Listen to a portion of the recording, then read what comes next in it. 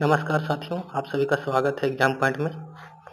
आज की सबसे बड़ी खबर है बिहार एसएससी जो है इंटर स्तरीय जो अभी तक एग्जाम हुए हैं, क्योंकि एक तो पहले हो चुका है, दूसरा इंटर स्तरीय एग्जाम था। इसका विज्ञापन 2 तारीख जो पहले निकला हुआ था, उसमें करीब 12,000 के पोस्ट थे। उसी को अब दोबारा से पोस्ट बढ़ाकर विज्ञापन संख्या 2 तारीख कर दिया गया है। इसमें टोटल पोस्टों की संख्या है 23,175। जैसा कि अभी आप जान रहे हैं, बिहार में चुनाव है, जिसी के लेकर अभी तक जितनी रिक्तियाँ हैं उसे सरकार निकाल कर भरने की कोशिश कर रही है। चलिए इसी के बारे में एक नोटिस है, इसके बारे में हम लोग जानते हैं। बिहार कर्मचारी चयन आयोग इंटर स्तरीय पदों पर नियुक्ति हेतु आयोजित की जाने वाली द्वितीय इंटर स्तरीय संयुक्त प्रतियोगिता परीक्षा का संशोधित विज्ञापन संख्या हो 2/23 ए।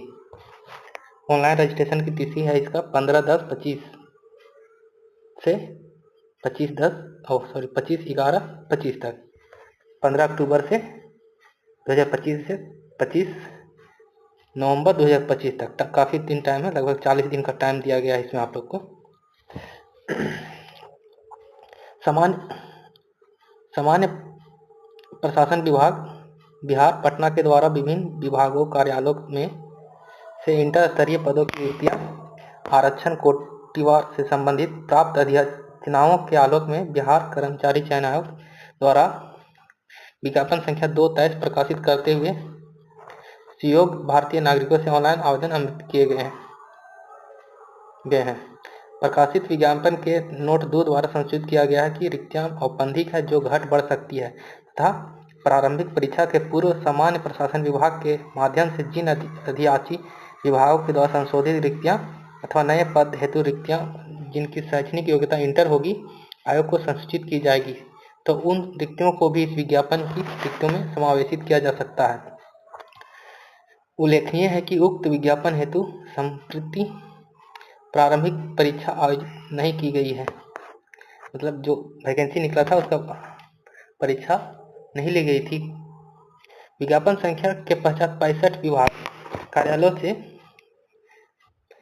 बिहार सरकार के 65 विभाग कार्यालयों से इंटर स्तरीय पदों के लिए 10,976 रिक्तियों की अधिसूचनाएं प्राप्त हुई है।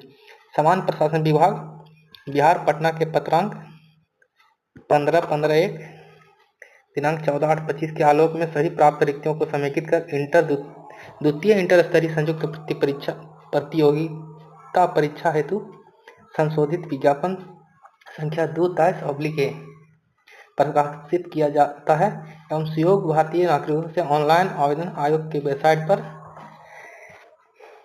आमंत्रित किए जाते हैं। इस प्रकार विज्ञापन संख्या 2/23/ए हेतु रिक्तियों की कुल संख्या 23,175 है। विज्ञापन संख्या 2/23 के आलोक में ही परीक्षाएं संबंधित अग्रतर कार्रवाई की जाएगी। जो 2/23 था वो अब वैसे अवधि जिन्होंने विज्ञापन संख्या 2/23 के अंतर्गत अंतिम रूप से ऑनलाइन आवेदन समर्पित किए थे, उन्हें विज्ञापन संख्या 2/23 हेतु पुनः आवेदन समर्पित करने की आवश्यकता नहीं है। पूर्व से आवेदित अभ्यर्थी एवं विज्ञापन संख्या 2/23 के हेतु आवेदन करने वाले अभ्यर्थी निम्नलिखित तालिका के सभी पदों के लिए प्रतियोगी होंगे। मतलब जो पहले भर चुके हैं द्वितीय इंटर स्तरीय जो वैकेंसी निकली थी, जो भर दिए उसके लिए कोई दिक्कत नहीं है।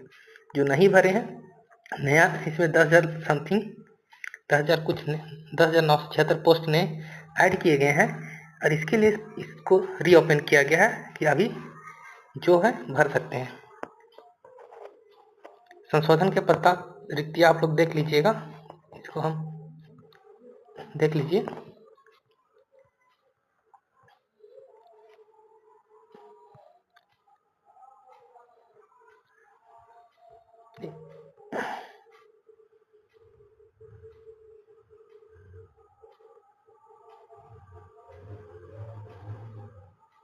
टोटल 94 विभाग से रिक्तियाँ को दिया गया है।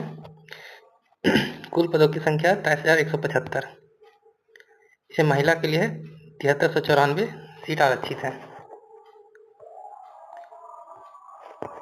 इसमें न्यूनतम शैक्षणिक योग्यता है आवेदक ऑनलाइन समर्पित करने की अंतिम तिथि तक अभ्यर्थी को मान्यता प्राप्त संस्थान से इंटरमीडिएट समकक्ष एवं उपरोक्त तालिका में वर्णित पदों के सामने उल्लिखित न्यूनतम शैक्षणिक योग्यता में उत्तीर्ण होना आवश्यक है। जैसे कुछ इसमें टाइपिंग के लिए है, इसलिए उसके लिए भी सेम डेट से आवेदन जो है, आवेदन प्रक्रिया जो पूर्ण हो रही है उससे पहले डेट का होना चाहिए। निर्धारित न्यूनतम शैक्षणिक योग्यता इंटरमीडिएट या समकक्ष की योग्यता भारत सरकार, राज्य सरकार के तहत स्थापित बोर्ड शैक्षणिक बोर्ड द्वारा नियुक्त होनी चाहिए। जो टेक्निकल इसमें मांगा गया उसमें अलग अलग पोस्ट कुछ टेक्निकल है। ऑनलाइन आवेदन सबमिट करके तिथि तक अभ्यर्थी को मान्यता प्राप्त संस्थान से उपरोक्त तालिका में वर्णित पदों विभाग के सामने उल्लेखित वो भी टेक्निकल जो है, जैसे टाइपिंग के लिए है, हिंदी टाइपिंग, इंग्लिश टाइपिंग और कंप्यूटर साइंस संबंधित जो मांगे गए हैं दस्तावेज, वो उस डेट से पहले का होना चाहिए फॉर्म जब भरा रहा है उसमें। आरक्षण, तो बिहार सरकार का जो आरक्षण का नीति है जो आपको पढ़ लीजिए, देख लीजिए, आपको बता दे रहे हैं। आरक्षण नीति तो आप जानते ही हैं, नहीं जानते हैं तो इसको देख लीजिए।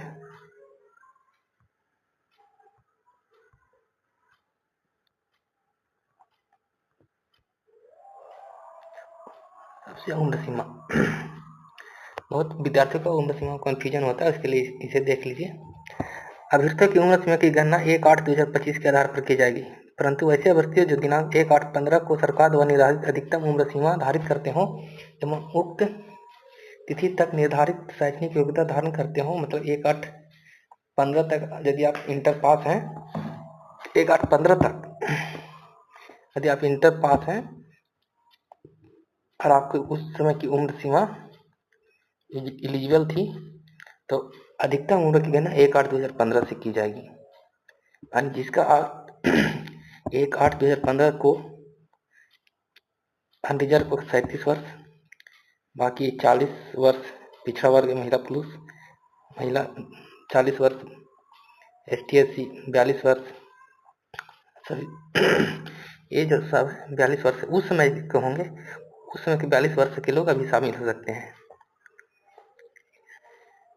ये सभी उम्र के आधार पर सामान्य प्रशासन विभाग के आलोक में इस परीक्षा के लिए पात्र होंगे। कार्मिक एवं प्रशासनिक सुधार विभाग या संकल्प संख्या इतना के अनुसार उम्र सीमा निम्नवत होगी। देखिए अभी 1/8/25 का आपका 18 साल हो जाएगा और आप इंटर पास कर लिए हैं तो इसको भर सकते हैं, और वहाँ से लेके पीछे आप चले जाइए 1/8/2015, 1/8/2015 को भी आपका उम्र उस समय जो अधिकतम उम्र है 37 वर्ष, 40 वर्ष, 48 वर्ष, 42 वर्ष कोटि वाय, उस समय भी आपका उम्र उतना वर्ष से कम था या एक दिन हो, एक महीना हो कम था, तो आप एलिजिबल इसको फॉर्म को भरने के लिए। आयोग द्वारा मैट्रिकुलेशन या संतुलित प्रमाण पत्र में अंकित उम्मीदवारी की जन्म तिथि मान्य होगी। जो आपका सर्टिफिकेट है मैट्रिक में उसी के आधार पर मान्य होगा।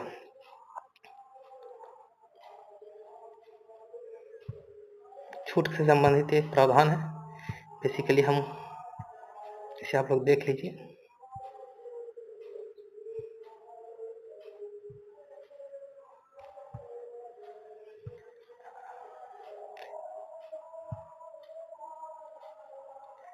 परीक्षा शुल्क, जैसा कि जानते हैं कि बिहार सरकार अपनी परीक्षा शुल्कों को कटौती कर दिया है।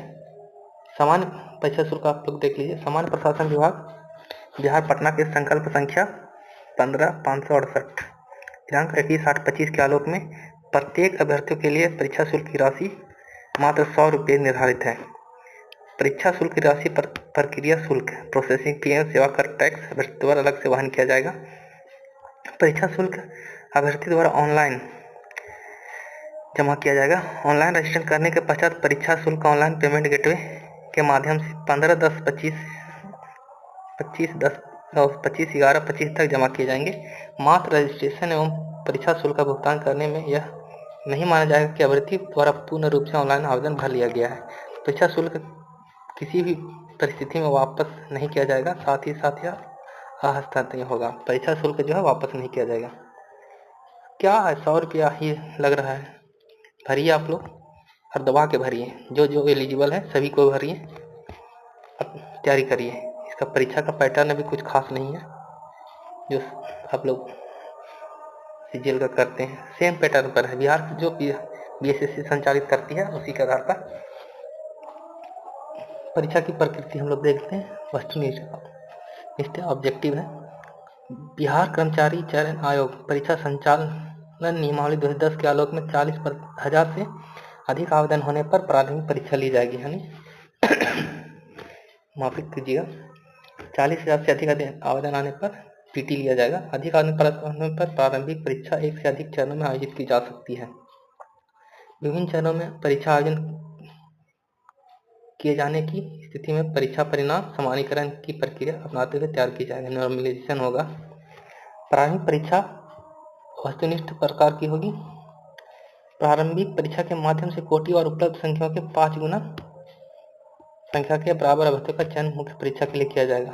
5 गुना 23,175 सीट है, उसका 5 गुना आप लोग कर लीजिए।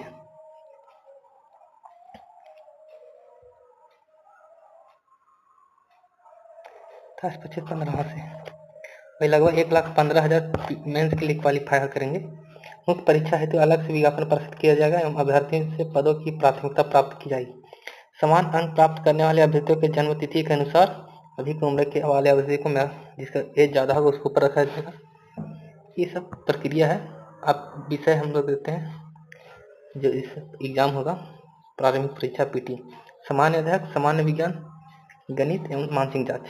चलिए देखा गया सामान्य से लगभग एग्जैक्ट तो नहीं कर सकते हैं, लेकिन लगभग 50 क्वेश्चन सामान्य विज्ञान एवं गणित से दोनों मिला 25 कुछ ऊपर नीचे होते हैं, उसको मेहनत किया जाता है। और मानसिक क्षमता 50। कुल प्रश्नों की संख्या 150 होगी। बहुविकल्पीय होंगे।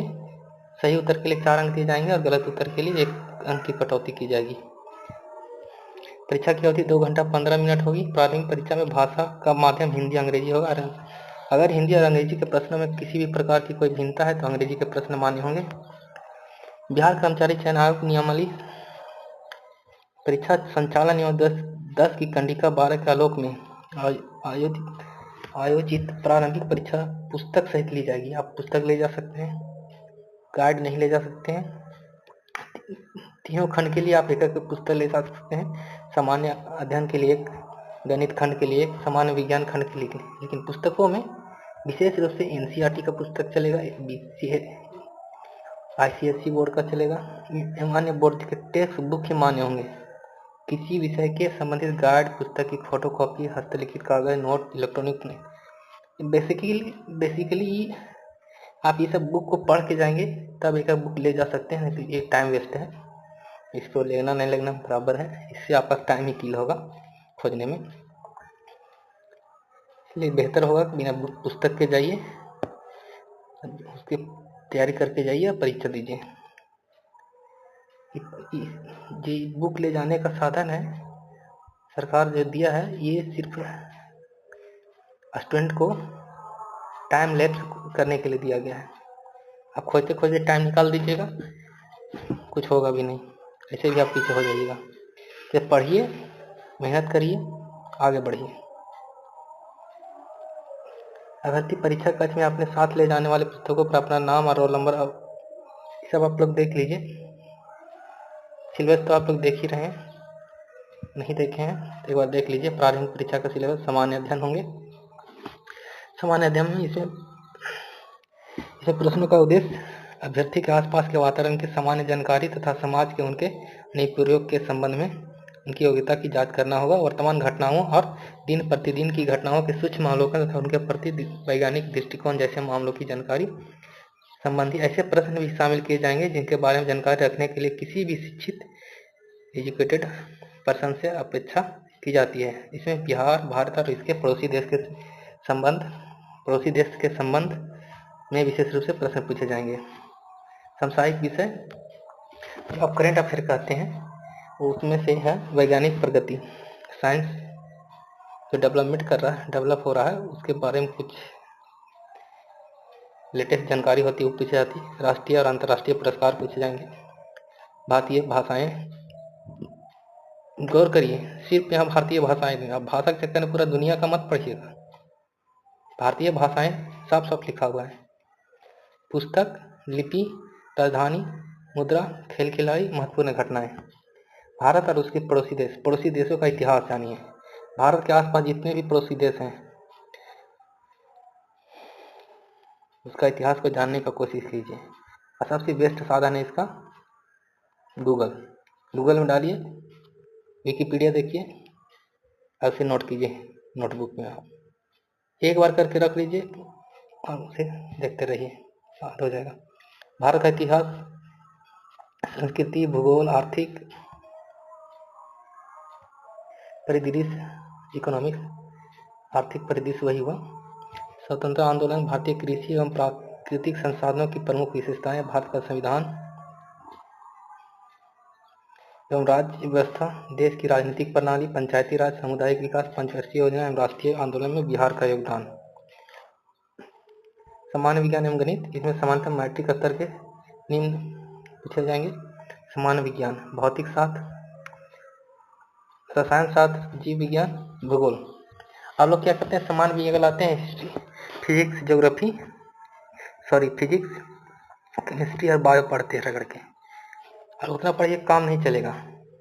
इसमें एक और ऐड कर दिया भूगोल को ही सामान्य विज्ञान है वो, और भूगोल के बारे में भी आपको जानना होगा। ऊपर में तो पढ़ेंगे ही। तरह गणित, इसमें से नॉर्मली माफ कीजिएगा अर्थमेटिक ही रहते हैं, जैसे संख्या पद्धति, सहसंबंधी परस्पर, पूर्ण संख्याओं का अभिकलन, दशमलव और भिन्न संख्याओं के बीच परस्पर संबंध, मूलभूत अंकगणित संक्रियाएं, प्रतिशत, अनुपात, समानुपात, औसत, ब्याज, लाभ, हानि, यही रहेंगे। रीजनिंग का क्वेश्चन है आपका, इसमें शाब्दिक, वर्बल, नॉन वर्बल दोनों प्रकार रहेंगे। रहने के पीछे कारण है, इसमें 50 क्वेश्चन रीजनिंग पूछेंगे, तो एक ही सब्जेक्ट या वर्बल से ही तो नहीं पूछ सकते हैं, इसलिए वर्बल नॉन वर्बल दोनों दिया गया है। इसमें सादृश्य, समानता, भिन्नता है, स्थान कल्पना है, समस्या समाधान, विश्लेषण, दृश्य स्मृति, विभेद, अवलोकन, संबंध अवधारणा, अंकगणितीय तर्क संगति, अंकगणितीय संख्या श्रृंखला, कूट लेखन, कूट व्याख्या। इसमें आपको पास करने के लिए मिनिमम 40% मार्क्स लाने होंगे सामान्य वर्ग के लिए, पिछड़ा वर्ग के लिए 36%, अत्यंत पिछड़ा वर्ग के लिए 34%, अनुसूचित जाति के लिए 32%, महिला सभी वर्ग के लिए 32%, दिव्यांग के लिए 32%। मेन आपका ये है। ऑनलाइन आवेदन प्रारंभ करने की तिथि है 15/10/25। परीक्षा शुल्क जमा करने की तिथि है 25/11/25। ऑनलाइन आवेदन करने की अंतिम तिथि है 27/11/25।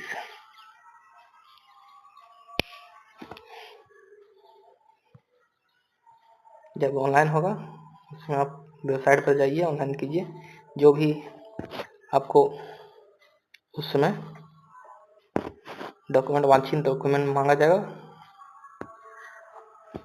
आप जमा करिए। और एक अंतिम तिथि 15/10/25 से की रात्रि इतना बजे तक है। इससे पहले ही 15/10/25 से 27/11/25 से इस बीच में आप लोग कर लीजिए। ऐसे इसमें ऑलरेडी लगभग एग्जैक्ट नहीं कर सकते, लेकिन 15-17 लाख ऑलरेडी फॉर्म जा चुका है इसमें, और अभी कितना आएगा क्योंकि इसमें फॉर्म को रीओपन कर दिया गया है।